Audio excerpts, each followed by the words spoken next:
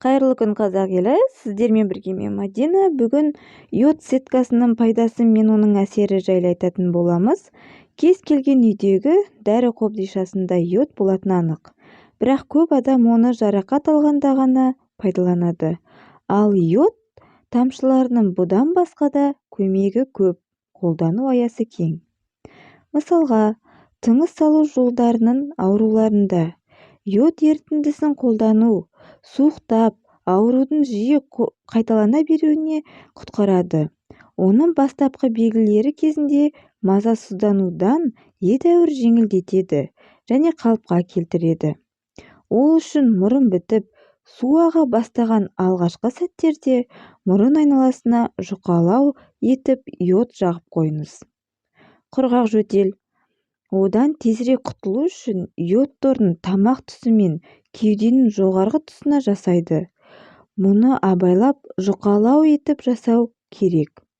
Күн сайын табан мен өкшеге жұқалап жағып қойса да болады. Әсері өте жақсы. Варикоз. Тамырлардың варикозды кеңеюі кезінде йод торын түнде аяқтың проблемалы аймақтарына қолдануға болады. Процедураны аптасына 2 реттен жасаңыз. Оны жұқалап жағу керек. Емдеу курсы 60 күнді алады. Бұл жағдайда йодтың терапиялық әсері ісінудің азаюымен және аяқтың сыртқы көрінісі едәуір жақсаруымен белгілі болады. Аяқтың шаршауы мен ауырсынуы да төмендеуі байқалады. Көгеру мен жарақат.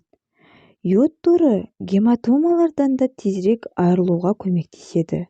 Алайда, оны көгерудің салдарынан пайда болған көгеруге бірден қолдануға болмайды. Өйткені мұндай зақым ісінумен бірге жүреді. Ал йод ісінудің тез басылуына кедергі келтіруі мүмкін. Сондықтан зардап шеккен аймаққа алдымен суық компресс жасау керек. Ал одан кейін йодпен емдеу 1 күннен кейін басталады. Егер инфекция орнында көгеру пайда болса, йод торын сол заматта тезірек қолдануға болады. Буын мен арқадағы ауырсыну көптеген адамдарда жасы ұлғая келе және үнемі отыратын жұмыс салдарынан желкесі құрысып, арқа бұлшық еттері тартылып ауыра бастайды. Йод торы бұл мәселені шешуге көмектеседі.